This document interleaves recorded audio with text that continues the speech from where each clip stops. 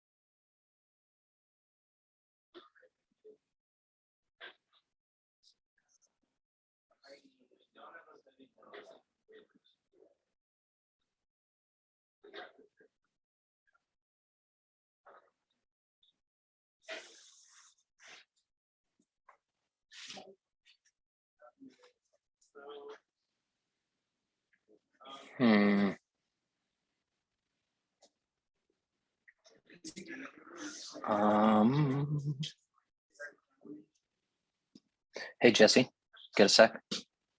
I've got one presenter for this session, and I don't know if this is the person. Mary Kay Kenny, and I've got an M Kenny, so I'm going to assume yes. Okay.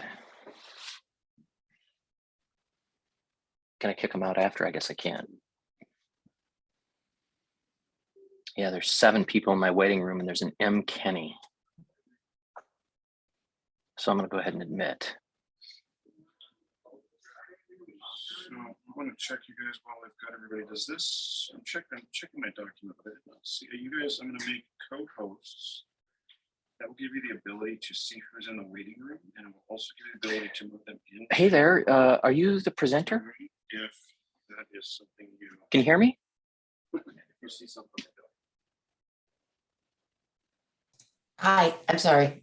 Yes, I can. Oh. Yeah. Okay, are you the presenter? Yes, I am. Okay, you're Mary Kay. Excellent. Yeah. I'm Pete. Here, let me turn on my video. I'm Pete. I'll be the moderator. Oh, I need to change my name as well. I have to do that every time.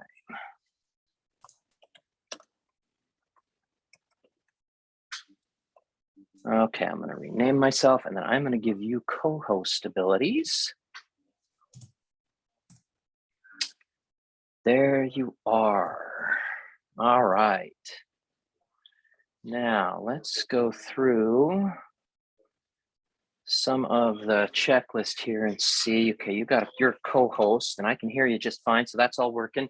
You have your presentation ready? Yes. Okay, let's go ahead and test that to make sure that it's going to work. So I would suggest when you share, just share that particular application. I assume it's PowerPoint. Yeah.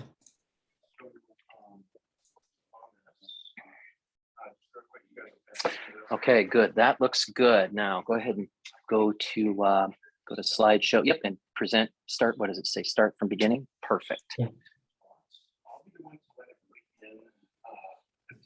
All right, I see it just fine. That looks great. And you don't have any. So we don't really have a moderator, do we? We do. It should be Moshmi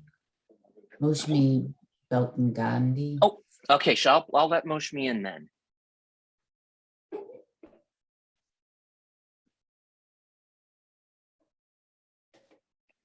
All right. Connecting to audio.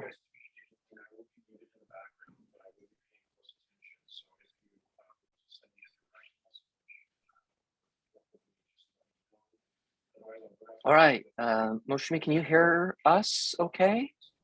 You are on mute, by the way. Yeah, hi. Hi, and you're going to be the room, facilitator? Yeah. Perfect. Okay, so you'll put the survey link in the chat when it's appropriate. And what's happened is we've typically put it in right at the beginning of the session, and then right at the end. And okay. And let's see, we are recording, and it should record both the video and the chat. But I know you can launch the chat and take it. Oh, I have to give you, let me make you a co-host. There we go. And then you can actually download the text copy of that chat if you want at the end. Okay. I think that that's been the procedure, is that you guys download that and then send it to Angel, if I'm not mistaken. I'm supposed to send it to Angel? Once you download the chat, but the backup to that is that everything's recorded, including the chat. So both the video and the presentation, everything will be recorded on Okay. as a file. But yeah, that'll give you a text copy of the chat. And I Okay. think if you launch the chat, oops, let me see. I think there's a way. Well, that's not. Okay, that's how you chat. Their poll, they need 2 polls. It's one question. I'll find out just in case if we need to do that. I'm not exactly sure. I think trying to figure out where that export is. I'll find out for you and chat it to you during the session. Okay. But yeah, so all right, you got the good. I think that we are all set to go. Any other questions you two have before we get started? We still got 5 minutes left. There are 12 people in the waiting room, so I imagine we'll get a few more over the next 5 minutes before the session starts. But anything else you two need? And Right we'll now? start a couple minutes after 3:10. Is that right? Well, we can start right at 3:10 if you like. I can just hit admit all from the waiting room right at 3:10, and they'll all pile in, and then I can introduce the two of you and then turn it over. Okay. Does that work? Yeah, I didn't know if we wanted to just give, because I know a lot of times people come in a minute or two late, so I didn't know if we wanted to give. people Right, a and second. what I'll do is the waiting room is enabled right now, but once 3:10 rolls around, I will disable the waiting room, so anybody who wants to join will just automatically come into the room, so that they won't have to wait to be admitted. So that's what we've been doing. We keep the waiting room until you guys are ready to start, and then we'll disable it. And then anybody who wants to come and join. And like yesterday's session, we started out with about 80, and by the end, we had 120 people in the room, but they kind of trickled in over the first 10 or 15 minutes. Okay. So And yeah, and I Mary can hello. Hi, how are you? Hi.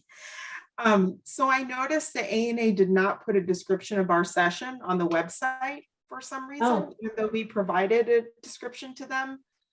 So Pardon? I'm hopeful that, Pardon, they didn't describe they didn't describe the session, you're saying? yeah, you know how we sent a session description to them? Yeah, They never yeah. posted it on the website. Oh, okay. So I'm me, Well, hoping we'll it's get, self-explanatory, the title, I guess. yeah, hopefully this title was self-explanatory, and hopefully we'll get some good attendance, even Yeah. though there's no session description. Okay. let me talk to one of my guys here and see if we can't fix that for you real quick. We might be able to. Okay. And anyway, it'll be recorded so people can watch it Okay. afterwards if they didn't attend live. So have you been attending the conference then? Yeah, Since it's they just had a session on missing and murdered Indigenous persons, Oh, yeah. which was really quite moving. Yeah. And I was able to attend a session yesterday, which was also good. So I think it's going well. Okay. Yeah. So you then you are have you been doing other duties as far as monitoring sessions and that sort of thing? Or have you just been attending?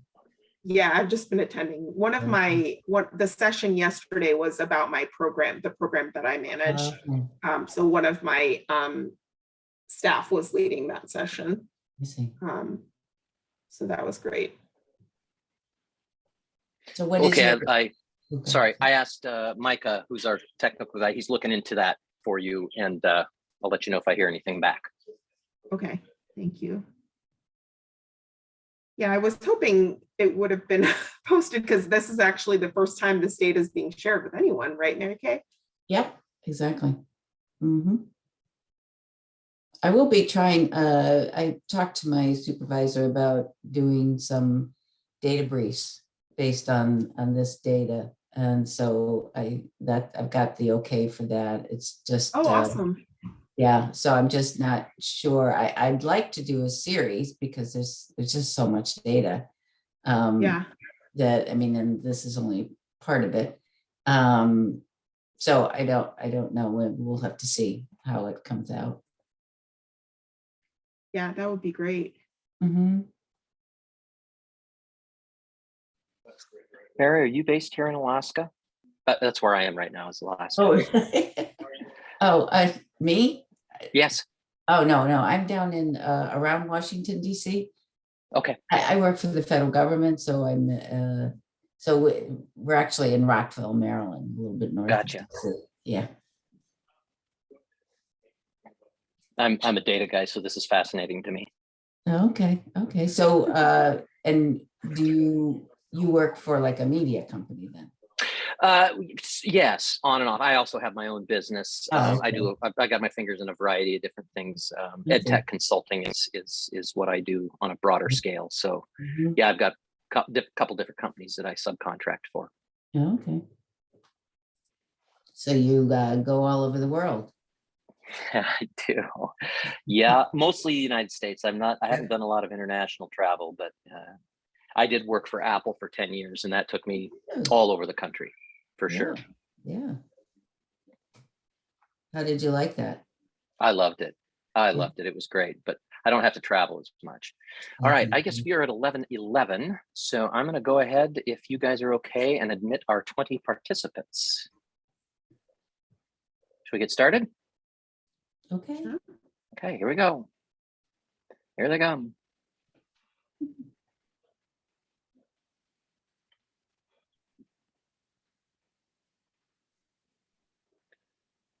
Okay, welcome everyone. This is our session 6, and I'm Pete, and I'm the moderator for this session. But I am going to turn it over to both Mary Kay and Mashumi will be the facilitator and to begin the presentation. So you guys are on. Great. Thank you so much, Pete. And hello, everyone. Good afternoon or good morning, wherever you are.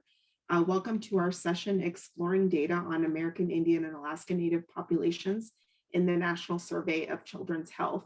We're really excited to have you all join us today for this session as part of ACF's Indigenous Programs Conference. And I personally am very excited about this session because I think we all know there is a lack of good data on the health and well-being of Native children.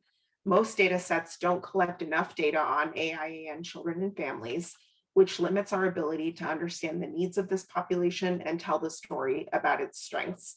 And we're really grateful to the Health Resources and Services Administration, Maternal Child Health Bureau, for being willing to do some additional analysis of the National Survey on Children's Health data set to help us better understand the health and well-being of Native children. It's very exciting to be able to contribute to what we know about how AIAN children are faring. And the National Survey of Children's Health is an annual survey funded by the Maternal Child Health Bureau and fielded by the US Census Bureau. It collects a great deal of data on children health from 0 to 17, including social determinants of health. The study collects data on a very large number of children, and data can be combined, as you hear today, across years in order to create a sample large enough to estimate statistics for the American Indian and Alaska Native population. And I'm sure you'll find the data shared today to be really interesting and enlightening. And our presenter, Dr. Mary Kay Kenny, confirmed that this is the first time that this data is being shared. So that's really exciting. Before we begin, I wanted to share some instructions on how you can interact during the session. So if you have questions during the presentation, please just go ahead and submit them in the chat box. I will monitor and record these for the Q&A session. And then if you have questions during the Q&A session, you can raise your hand in Zoom, located at the bottom of your screen, or submit your questions in the chat box, and we'll try to get to as many questions as possible. And please note, I'm providing a link to a survey about this workshop session in the chat box. And we'd really appreciate capturing your feedback and thoughts on this session, including what you liked and what we could be doing better. And you can do this by taking the survey after the workshop, and I'll provide the link again at the end of the session. The survey link can also be found on the live agenda on the ACF Indigenous Programs website, along with this session's presentation handouts for download. Finally, as a quick reminder, all workshop sessions are being recorded for on-demand viewing via the 2022 ACF Indigenous Programs Conference website until April 25th, 2022. And you can visit the live agenda page if you'd like to review these recordings after the conference. So now let's get started with the workshop. I'm very pleased to introduce Mary Kay Kenny from the Health Resources and Services Administration, Maternal and Child Health Bureau. Dr. Kenny is a health statistician with the Maternal and Child Health Bureau in the Health Resources and Services Administration. She obtained a doctorate from Northwestern University in 1998, studying developmental speech production, and held a position as a postdoctoral fellow at the National Institutes of Neurological Disorders and Stroke between 1998 and 2004, where she investigated genetic speech disorders. Currently, Dr. Kenny is involved in several different projects related to statistical analysis of national data from the National Survey of Children's Health. In addition, Dr. Kenny participates in projects that support states in building data capacity and data analysis of child health information. So now I'll turn it over to you, Dr. Kenny. Hi, everyone. Thank you for being here. I'm really feel privileged to be here and to have Moshimi have asked me to join you and share some information about our national survey. We're very proud of it. It's been around since about the early 2000s. Originally, it was a quadrennial, every 4 years survey, and there were two surveys. There were actually the National Survey of Children's Health and the National Survey of Children's Health Care Needs. And so in about 2016, they did a redesign. So it is now an annual survey. And so there are smaller data collection samples in the annual surveys, but over a period of 4 to 5 years, we are able to reach about the same sample size that we had for the quadrennial surveys. And the surveys essentially are combined. So we include health and family and community information for both children without special needs and children with special needs. So for today, our presentation objectives will just, I'd like for you to get some information about the study itself. And then also, I will be sharing the kinds of data that are collected on all children, and among them AA and children and their families, and as well as their neighborhoods. And the surveys that I will be accessing will be the 2016 to 2020 survey data. In some cases, because there are occasionally changes in the survey, some cases that we will only be aggregating 2018 to 2020 data. And finally, I'd like to help you understand how Native communities and organizations can access the NSCH data for their own purposes. So what I'll do is I'll start with the National Survey of Children's Health overview. I'll go over the survey content, what's currently available and what we have forthcoming, which is exciting. We're always trying to innovate with the survey. We can't change too much, or we can't compare across years, but we also like to add new things that will help round out the questions that we have in terms of the information that it provides about conditions and health conditions, as well as family and community conditions. I'll also share something about the timeline of the data, and then I'll show you some specific charts and graphs showing the AAAN data from 2016 to 2020. So as an overview, the survey is sponsored by Health Resources and Services Administration, the Maternal and Child Health Bureau. We do have co-sponsors in the CDC, Centers for Disease Control, and the USDA, which is Department of Agriculture. We have the survey is an annual cross-sectional address-based survey that collects information via the web and paper and pencil. In our previous, before the redesign, we were a telephone-based survey until that became impractical due to the proliferance of cell phones and the reduction in the number of landlines. So now it is web and paper and pencil questionnaires. It's designed to collect information on the health and well-being of children aged 0 to 17, but we also collect related healthcare information, family information, and community level factors so that we can have some context for the child and the child's health. We provide both national and state level estimates. So each state and the DC have samples that are representative of all the children in their state, although neither the national or the state level estimates are necessarily, annually representative of all minorities. The data is released annually on Child Health Day for the previous year. So the performance and outcome measures that we have are related to, and that get data from the national survey, are for the support of the Maternal and Child Health Services Block Grant national performance and outcome measures. So we have a block grant which goes to each state. And so in order for them to be able to monitor their progress on indicators of child health, we provide them with data, the outcome data from the national survey annually. And also the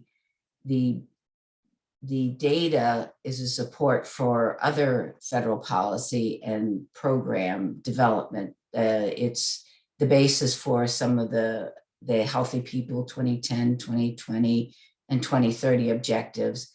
It's also support for CDC's investments in ADD, ADHD, ASD, which is autism spectrum disorder, and other developmental conditions. There are also investments that we ourselves have in home visiting and Healthy Start, which is centered around infant and early childhood health, as well as a support for children with special healthcare needs and data that we get from the survey. We do a fair number of publications on that, and also much of it is in the national outcome and national performance measures. We have a broad utility, just a few things that have been in the media recently using our data. Starbucks noted that 2 million people, 2 million working parents quit their jobs in 2016 because of childcare needs. And so they announced that they will be providing their employees with new backup childcare benefits. Also, the Robert Wood Johnson Foundation, they do I think an annual publication on the state of childhood obesity, which certainly needs to be addressed on an ongoing basis. I'd like to tell you a little bit about the survey itself in terms of the methodology. We are multimodal design. We have about 70% of the households receive a letter inviting them for a web-based questionnaire, and 30% of the sample receives a letter and a paper household screener. So the screener is what comes first, and then based on what is written in the screener, the web-based respondents move directly into a web-based questionnaire based on the age of their child that's chosen automatically by the program. Otherwise, the respondents who receive a letter and they fill out a paper questionnaire and they send it back to census, and census then sends them an age appropriate questionnaire. The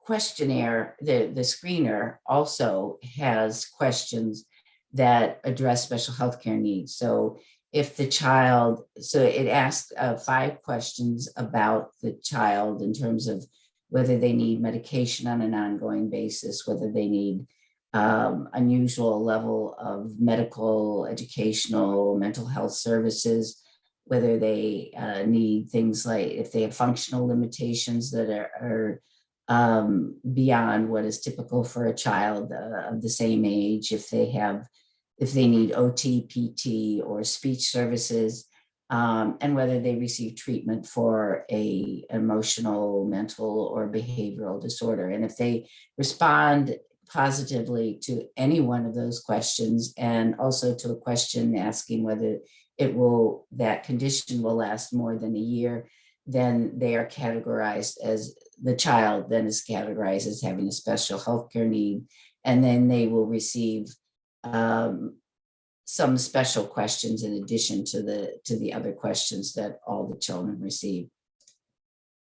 So the content areas are very broad. We delve into general health, which includes physical and oral health, special healthcare needs. We have flourishing modules on disability, activity limitations, separate health conditions, height and weight, whether the child was born preterm or low birth weight. We also have modules on healthcare services and the providers' behavior in terms of providing care, whether they provide a medical home. And some of these things are composites of many, many questions. For example, medical home it involves about 19 or 20 questions. We ask about whether the child received preventive care, whether they always go to the same place for their care, do they have unmet needs. We ask about health insurance and whether that's adequate for the child, if it's very costly, and what type they have, and does it speak to the needs of the child? Does it cover what the child needs it to cover? If does it place a burden in terms of a financial burden on the family or an employment problems? And then we ask questions about the family and the household. We ask whether if the child engages, how much screen time they have and how much physical activity and sleep. We ask questions about childcare, parenting stress, and family resilience, and adverse childhood events. And then finally, we ask questions about the neighborhood and community, the amenities that the neighborhood has. Is the neighborhood safe for the child? Does the family feel like they're supported in the neighborhood? So it's a very comprehensive look at the child in all of its context. The data collection for 2021 has begun last year, and we're expecting about 50,000. We oversampled this year, and it will be due in 2022 this year, October 3rd. And some of the new material we're asking about COVID-19 pandemic, early childhood nutrition and outdoor play. And then we also have expanded ACEs, or a few more ACEs that we have about 9 now. So we ask a few more directly related to discrimination.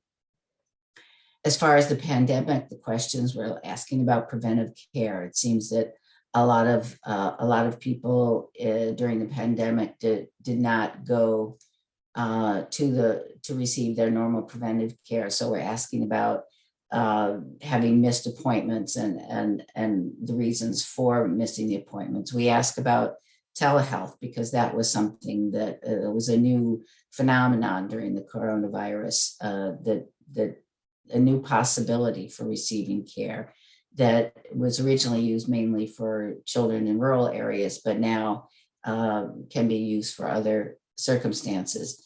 And also we asked about interruptions and childcare arrangements. We have partnerships with CDC, as I mentioned, and through their division in nutrition, physical activity, and obesity, we added about 5 new questions in terms of the consumptions of fruits and vegetables, sugar sweetened beverages, as well as time spent playing outdoors. So this kind of rounds out that information that we have about, we have information on food security and physical activity and spending time in front of the computer and the television. So this gives us a much more comprehensive picture of the child in terms of weight control. And also we are going to be oversampling young children so that states will be able, with just that 1 year of data, will be able to report stable estimates. Since the 2011 and 2012 surveys, the NSCH has assessed discrimination in race and ethnicity. Starting in 2020, they're also adding discrimination based on sexual orientation and gender, and that's going to be continued into 2021. Also in 21, we have questions that will be asked about discrimination in terms of health conditions or disabilities. In 2022, the content area will be expanded, asking about housing instability. Was there a time when you're not able to pay your mortgage or your rent on time? How often did you worry about or get stressed about not being able to pay your rent and possibly having to move? How many places has the child lived, and have you and the child ever been homeless or lived in a shelter?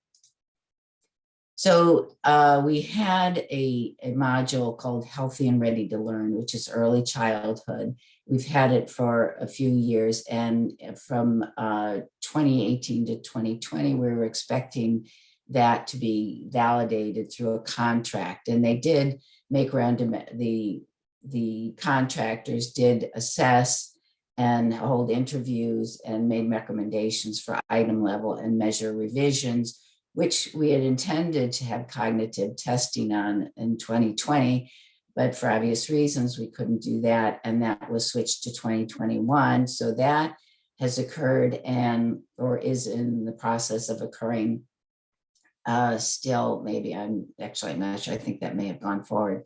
But the new content is expected to be in the 2022 survey with the Healthy and Ready to Learn. Basically, it's just all about child skills, about recognizing colors and things that you should have, that the child should have to enter kindergarten and to be able to do well. Another innovation that we have is a longitudinal cohort study. I'm just going to give you a few slides on the background, the goals and themes and the timeline for that. They'll be following up with the 2018-2019 respondents, and they'll be looking at long-term effects of the coronavirus pandemic on US children and their families. And they'll specifically be focusing on risk and protective factors in this cohort and their experiences and outcomes moving forward. So as I said, we're looking at longer term and lingering effects of coronavirus, and they're going to be looking at things like childcare and school disruptions, disruptions to special services, access to healthcare, social relationships, parental mental health, parenting, and family conflict, economic hardship, excuse me, and other long-term sequelae to COVID-19.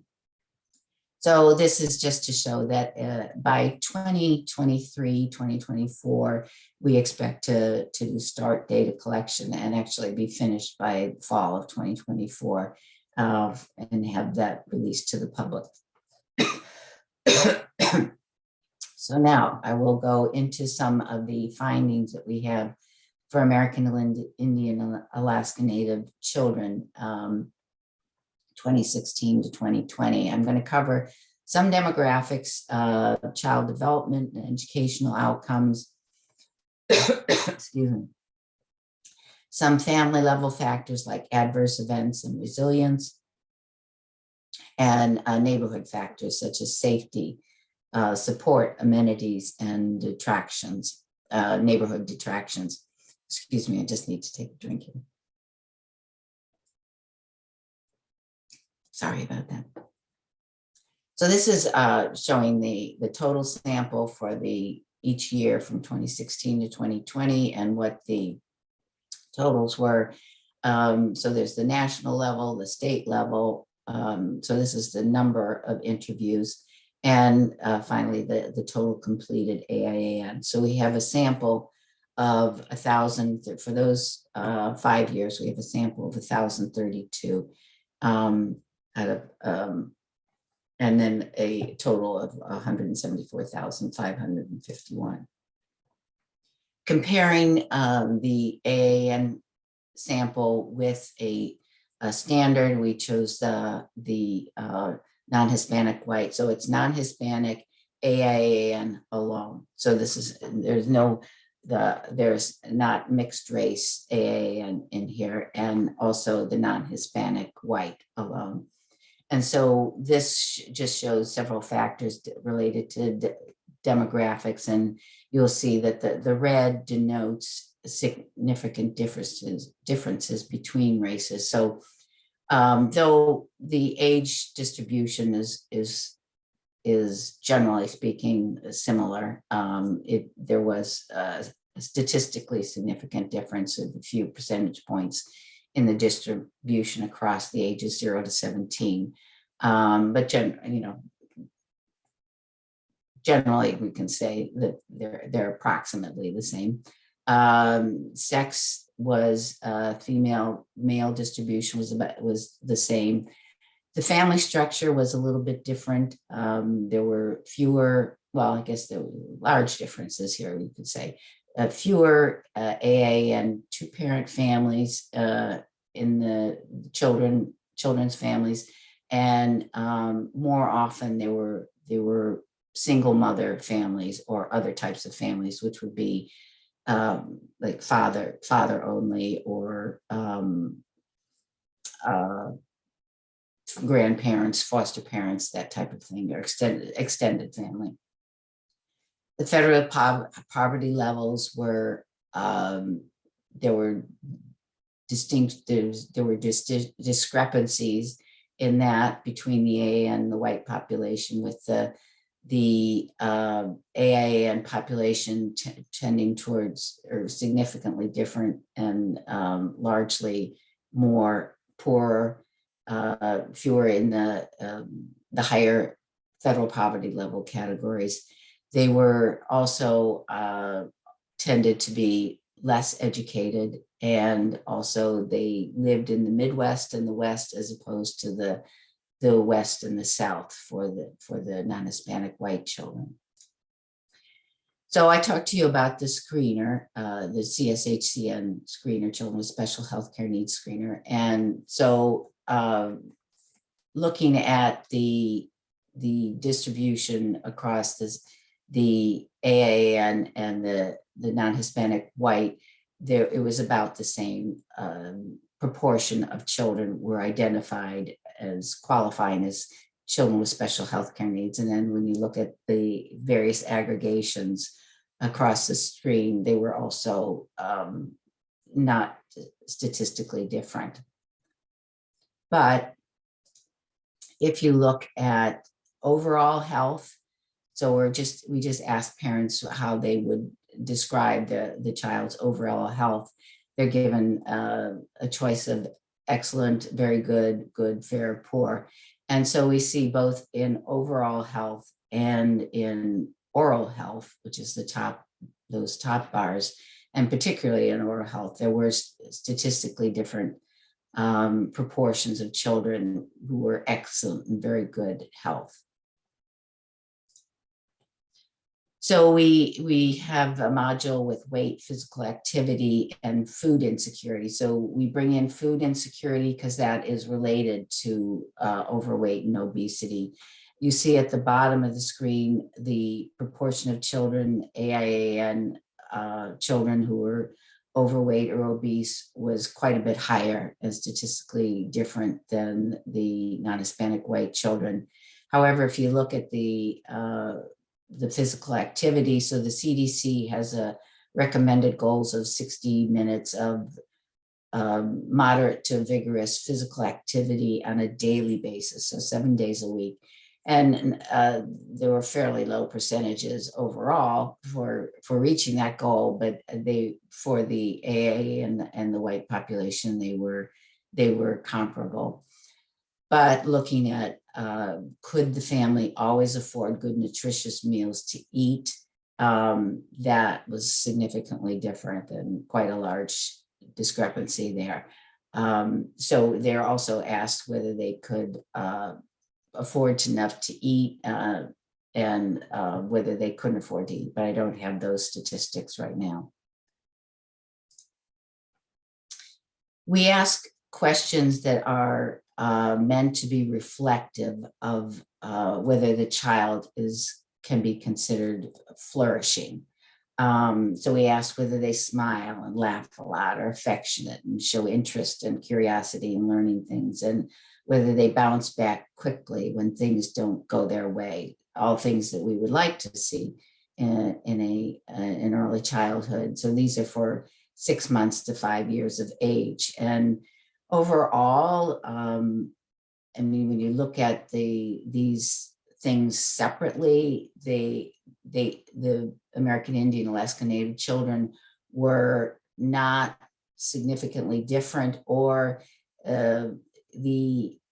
for the item affection, is the child affectionate and tender, they were even more so than the non-Hispanic white children. The parents' responses were positive, more so than the non-Hispanic white. But after you put all of them together, add them all together and say, is this true most of the time or all of the time? There was a significant difference in the responses of the parents. Then flourishing, we look at flourishing for the 6 to 17-year-olds, and we look at things that like finishing tasks that they start, staying calm and in control when faced with a challenge, and showing interest and curiosity and learning new things. So the American Indian, Alaska Native children were equally, and the white children were equally likely to demonstrate those behaviors.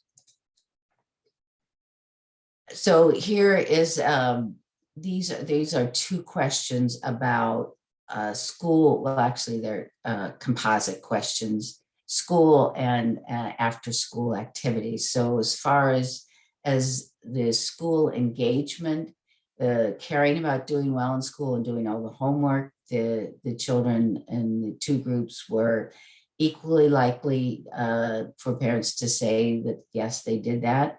And also, but in contrast, for things like outside of school activities, things like participating in sports or taking sports lessons, being part of clubs like boys and girls clubs or other organized activity, there was a significant difference. There may, however, be some kind of cultural bias in this question. I have heard from people that children in Alaska Native American or American Indian Alaska Native communities may do other kinds of things than the things that we ask about, so that they may be equally active after school. It's just that we haven't tapped into that. We have two questions on childcare, whether the family member, a family member has had to quit a job, not take a job, or greatly change a job because of problems with childcare. And there were relatively small percentages of parents who said that that was true and it was comparable. But when we asked, did the child receive care for at least 10 hours per week from someone other than his or her parents, there was a larger percentage of non-Hispanic white children who received care from someone other than the parent or the guardian. This is kind of a distressing figure. We see a lot of significant differences in this. And these are the adverse childhood events experienced by children. And you'll see down along the bottom the different types of adverse events: death of a parent, neighborhood violence, being a victim of or a witness to, racial or ethnic discrimination, mental illness in the family or in the household, violence between parents, incarceration of parents, alcohol, drug abuse, struggles with basics like food and housing, divorce of parents, and even with the aggravated or aggregated ACEs, we can see that the American Indian, Alaska Native children were oftentimes 2 to 3 times more likely to experience those adverse events. We ask about parenting, 3 types of questions we ask: whether the parents are usually always feel aggravated by their parenting or by having to parent, basically.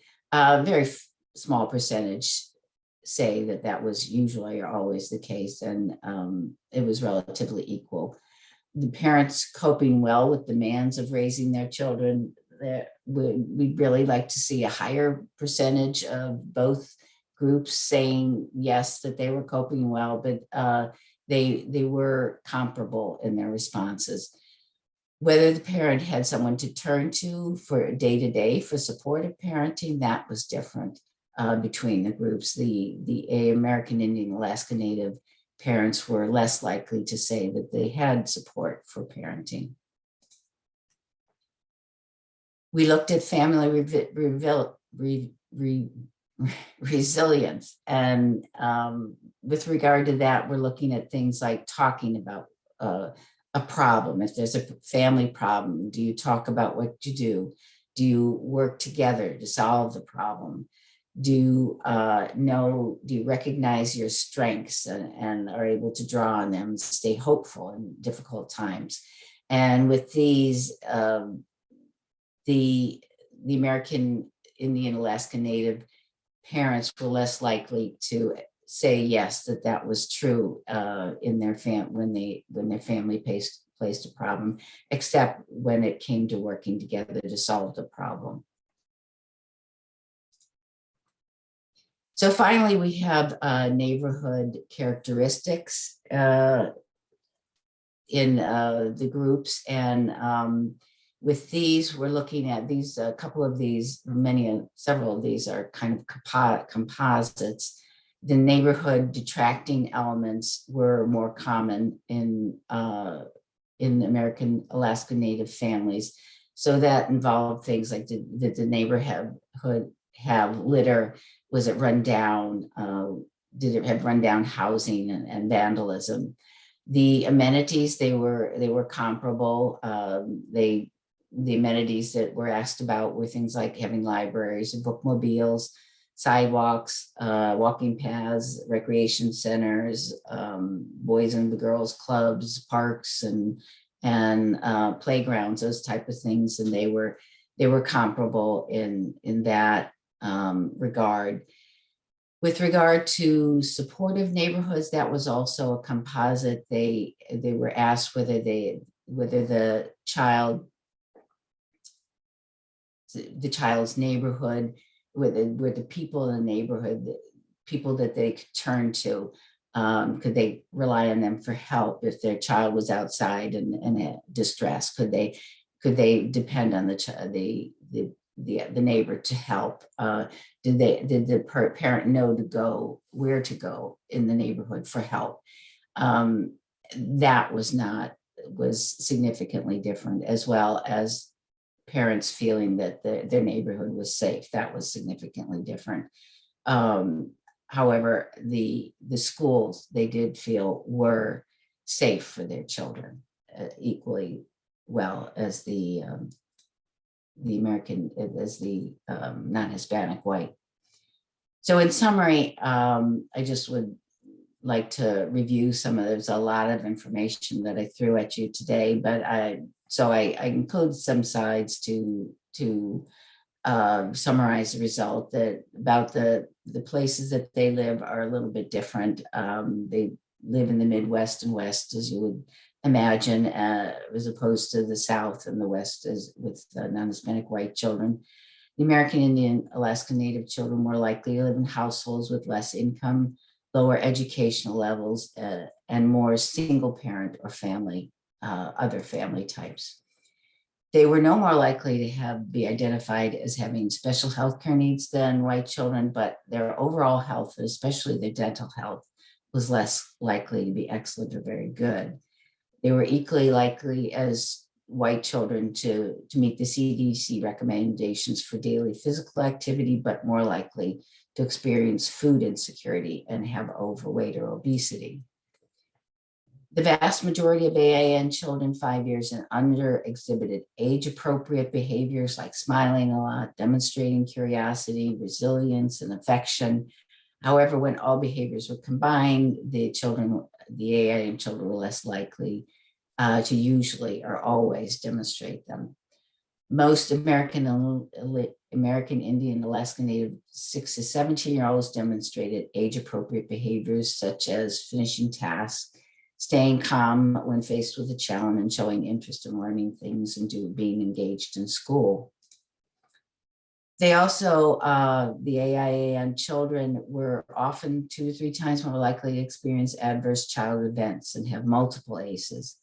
They relatively small and equal proportions of AIN and white families had to adjust work schedules or employment because of a lack of childcare. And white children were more likely to receive 10 or more hours of childcare per week from a non-family member.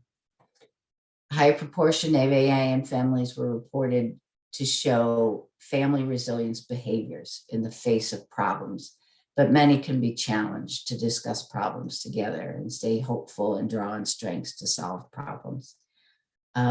Both AA and white families were equally challenged with respect to coping with the demands of raising children, but white families reported feeling like they had more support than AA and families. As far as neighborhoods, they were equally likely to have all the amenities and feel their children were safe at school, but safe, supportive neighborhoods and neighborhoods without detracting elements were less common among the AA and children and families. So I'd like to talk a little bit about the limitations of the survey. So obviously we have a limited sample size of AA and children, and there are some remedies for that. For states, they're given the option of oversampling. I think Oregon specifically is oversampling its minority populations, but any state has that option. It's just that it does cost money for a state to do that. One of the other options that I'll be doing a series of American Indian Alaska Native data briefs coming up, and I'm going to look into using a mixed race AA and sample, and I'll look at see if there are differences, and if there are, I may just do a separate analyses or just show them in comparison to each other. The respondents' social reality and cultural framework shape their perceptions and reactions to the survey questions. So there may be racial differences that are heightened due to lack of cultural relevance of some questions. So I see that, in terms, I was told that, culturally there may be differences in how parents and children interact in that may not be reflected in our survey questions. And there may be questions that we haven't put on the survey that would bring out some of the more culturally relevant factors. Also, we haven't accurately assessed structural factors that can impact health, well-being, and functioning, like structural racism. We are looking into that with the CDC and developing questions that may be able to get at some of those issues. In all that we do these days, we are looking at structural racism in what we do and the types of grants that we distribute, and the topics, the areas of focus of the grants, and also as far as our data collection for surveys.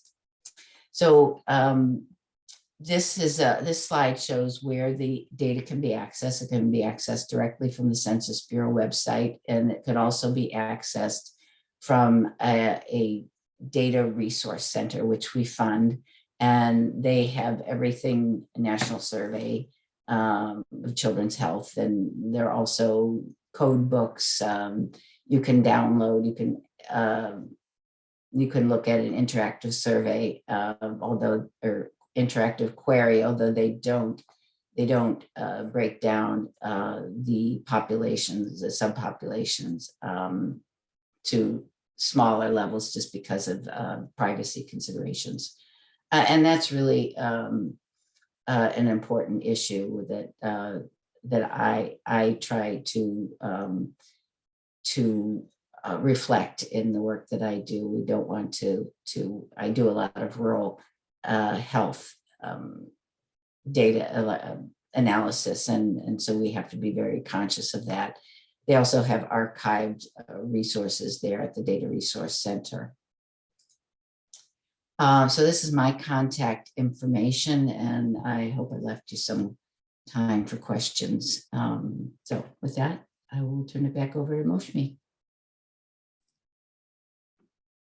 You, Dr. Kenny, such a wealth of information. It's really amazing how much different types of information is collected in the National Survey on Children's Health. And I'm just very excited that you all are thinking about how to look at this data to better understand the health and well-being of Native children. I think that it'll be really useful information to a lot of people. So there are a couple of questions. Sorry, go ahead. I just want to say that I did do a chart book. I think it was 2013. So there is an American Indian Alaska Native chart book out there, and I have done a couple of papers on ACEs and child health among the American Indian Alaska Native. So I should have given you that information on a slide, but if anybody's interested, I could also get that information to you. Thank you. Sorry. So there were a couple of questions in the chat, and those of you on the call, definitely please raise your hand in Zoom or share any additional questions that you have in the chat box. So the first question was asking, which region does Alaska and Alaska Natives fall under? And I'm not sure, are you asking about which ACF region, or is there some other, can you clarify the question? The closest region I saw to Alaska was West, and I'm just wondering if it just automatically falls in West. Yeah, I think so. And then also, how did you choose who was interviewed or where you gathered your data? Well, the Census Bureau collects the data, so they develop clusters around the country. So we can't do random sampling because the population is too large. So they do something that's a modification of random sampling. So they randomly sample clusters within states so that they get, representative state estimates.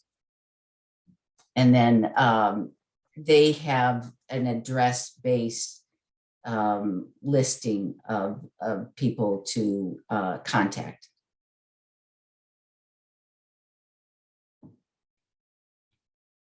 There was a request to share the ACEs data. I don't know, Gina, if you wanted her to go back to the data she shared about the ACEs, or are you referring to the article from a few years ago?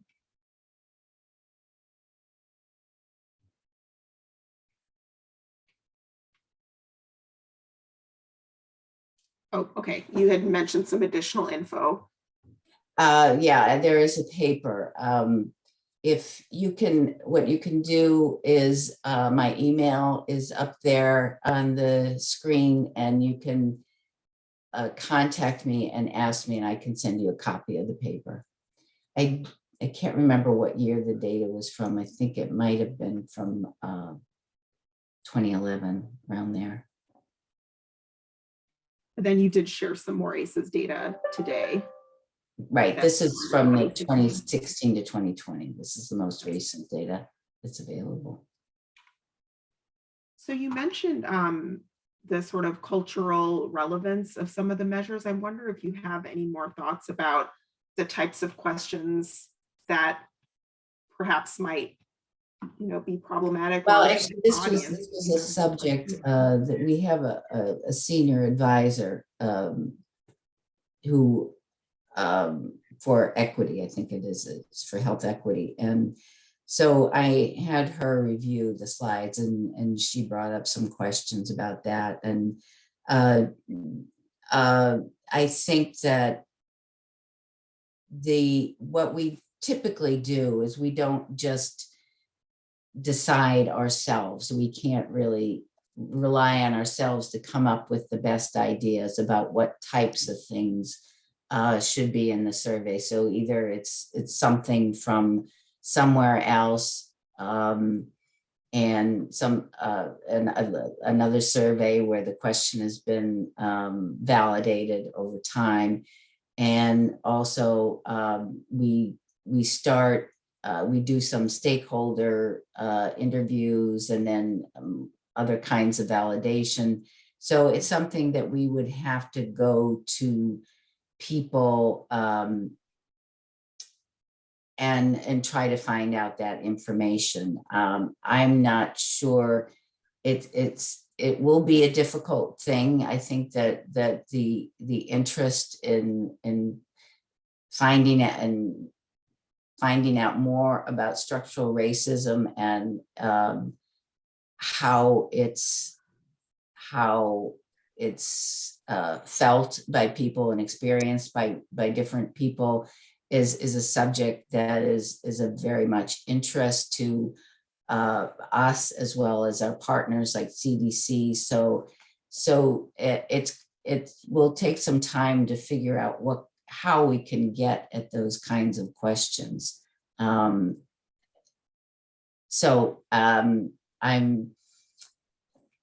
The topic has been raised, and I think at the other levels. So I'm from the epidemiology section division, but other areas of the MCH are aware that maybe we need to look at some things in the survey and make some adjustments for that.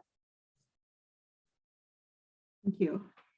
So there's a question about whether you ever gather data specifically from tribes. I'm not sure. We did in our old survey, we had several states, and there's still, I looked at the states. There are several states where there are large populations. So there are at least a few from every state, but some of the states have much larger populations, like Oklahoma. And so I'm sure that that some of the data is from the nationally recognized tribes. But I would imagine that some of it also is from urban dwelling American Indians. I And can't would say there ever be- exactly where, because I don't really know what tribe, so. I mean, I know that you all work directly with states.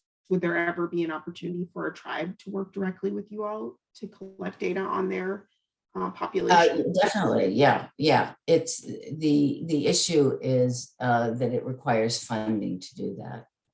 So anything that would be considered like an oversampling sort of thing. So we do have procedures and policies in place for states to do that. So it is conceivable. So there's another question. How can this data be used for new, enhanced, expanded policy programming and funding? Well, I think that when I started working with American Indian Alaska Native data shortly after I got to the Bureau, there just wasn't any information there. There's maybe some about adults, but not very little about children, and some of it was in very small, would be very small surveys. So I think just the fact that that there is interest now in racial bias and structural racism and the effects on health, that there will be more information coming out about that, and I think that's the first step. When it gets attention is when it gets addressed, I think. And so that's really something that I have felt was kind of something that I wanted to do in my career, was bring attention to these disparities. It's so that possibly some changes in policies and programming and funding could happen. We do at MCHB, we do have a tribal policy council that we meet periodically with a tribal council and discuss the types of things that we're doing specifically. So HHS does have, the Department of Health and Human Services has a component specifically dedicated to the AA and tribes in terms of meeting with them and discussing the things that we're trying to do to address their needs. And so I have a document that lists all those things, and I could make that available just so that you have an idea of the types of things that we're doing so the Health Resources and Services Administration is basically primarily a funding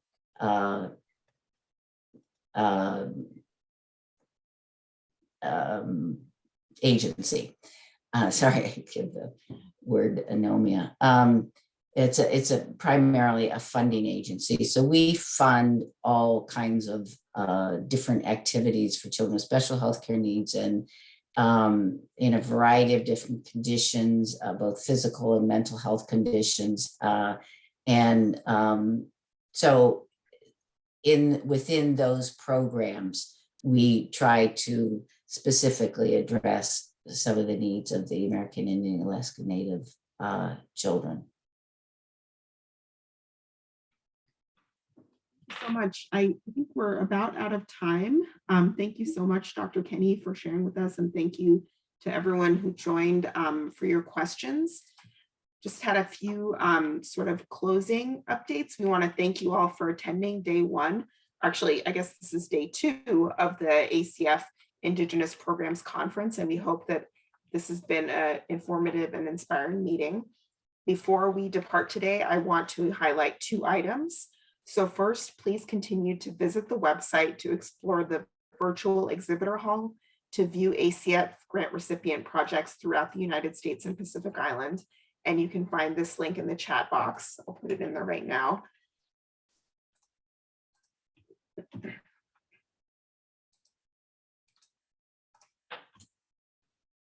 And then please also visit the ACF resources page to access more detailed information on the ACF program offices and partners. Just wanted to thank you all again. Thank you so much to Dr. Kenny. Thank you to all of you for joining. And I'll put the link again to the session evaluation in the chat here. And definitely appreciate you taking the time to provide some feedback on the session. Any last things you'd like to say, Dr. Kenny? I just want to thank you very much for allowing me to be here. I really enjoyed being able to share this data with you, and just please feel free to contact me if you want any more information or data or anything like that. And if you, I'm always open to working with other people to produce papers. I know some people from North Dakota who are interested in publishing. So just let me know if you have any interest in more data. All right, well, thank you so much, everyone. Hope you have a great rest of the day. Take care. Thank you.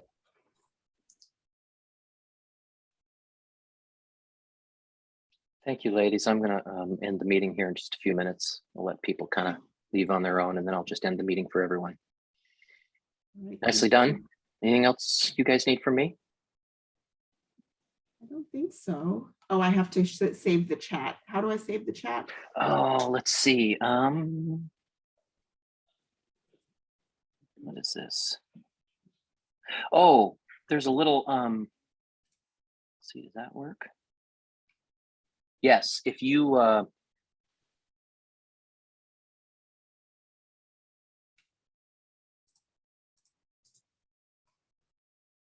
see, I think,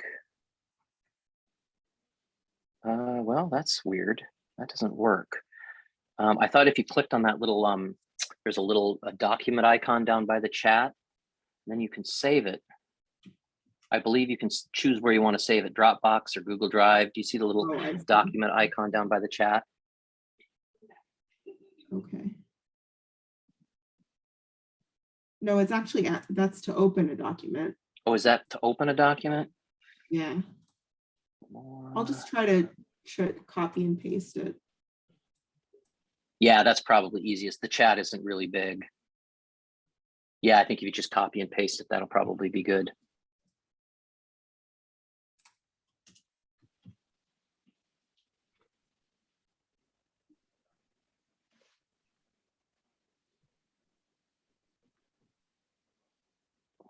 Okay. Got it? Yes. All right, good. Thank you so much. I'm going to end the meeting. All right. Thank you. Bye-bye. Thank you, Mary Kay. Bye.